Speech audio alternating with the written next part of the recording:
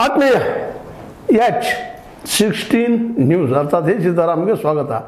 ನಾನು ನಿಮ್ಮವ MI ಅಥವಾ ಮಲ್ಲಪ್ಪ ಜೋತ್ ಅವರು. ಆತ್ಮೀಯರೇ, ಇವತ್ತು ಆಲ್ರೆಡಿ ನಿಮಗೆ ಗೊತ್ತಿದ್ದಂಗೆ ಮೊದಲನೇದಾಗೆ ಈ ಧರ್ಮಸ್ಥಳದ ಬಗ್ಗೆ ಯಾಕೆ ಅದನ್ನು ಆಯ್ಕೆ ಮಾಡ್ತಾ ಇದ್ದೀವಿ ಅಂತಂದ್ರೆ ಅದಕ್ಕೆ ಕಾರಣ ಇಷ್ಟ. ಅಲ್ಲಿ 400ಕ್ಕೂ ಹೆಚ್ಚು ಶವಗಳು ಬಿದ್ದು ಹೋಗಿಬಿಟ್ಟಿದ್ದಾವೆ. ಅನಾಥ ಶವಗಳು.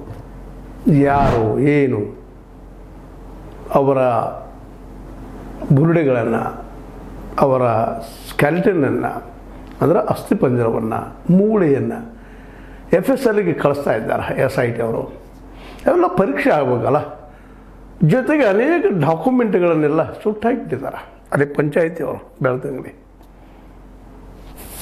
ಉಜಿರೆ, ಅನೇಕ ದಾಖಲೆಗಳನ್ನು, ಪೊಲೀಸ್ ಸ್ಟೇಷನ್ಗಳು. ಹೀಗಾಗಿ ಅವುಗಳ ತನಿಖೆ ಆಗಬೇಕಲ್ಲ. ಯಾರು ಯಾಕೆ ಸುಟ್ಟರು, ಏನು ಕಾರಣ ಸುಟ್ಟರು ಅನ್ನುವಂಥದ್ದು. ಜೊತೆಗೆ ಬಹುದೊಡ್ಡ ಏನಪ್ಪ ಅಂದ್ರೆ ಹತ್ಯೆಗಳಾಗಿದ್ದಾವೆ, ಕೊಲೆಗಳಾಗಿದ್ದಾವೆ, ಅತ್ಯಾಚಾರಗಳಾಗಿದ್ದಾವೆ. ಸೌಜನ್ಯ ಅನ್ನುವಂಥ ಕೂಸಿನ ಮೇಲೆ ದಾಳಿಯಾಗಿದೆ. ಪದ್ಮಲತಾ ಅನ್ನೋ ಹೆಣ್ಣುಮಗಳ ಕಿಡ್ನಾಪ್ ಮಾಡಿ ಕೊಲೆ ಮಾಡಿದ್ದಾರೆ. ಅದೇ ಕಾಲಕ್ಕೆ ನಮ್ಮ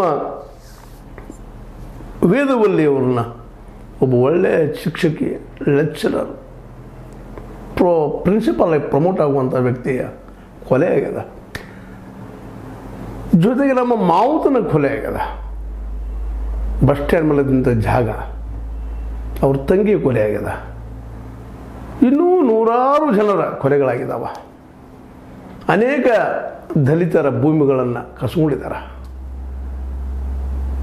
ಅನೇಕ ಭೂಮಿ ಹೊಂದಿದಂಥವರನ್ನು, ಬಡ ರೈತರ ಭೂಮಿಗಳನ್ನು ಕಸ್ಕೊಂಡಿದ್ದಾರೆ ಅಂಥೇಳಿ ಆರೋಪಗಳಿದ್ದಾವೆ, ದೂರುಗಳಿದ್ದಾವೆ. ಇವೆಲ್ಲ ತನಿಖೆ ಆಗಬೇಡವಾ? SITಗೆ ತಿಂಗಳು 2 ತಿಂಗಳು ಮುಗಿಯುವಂಥ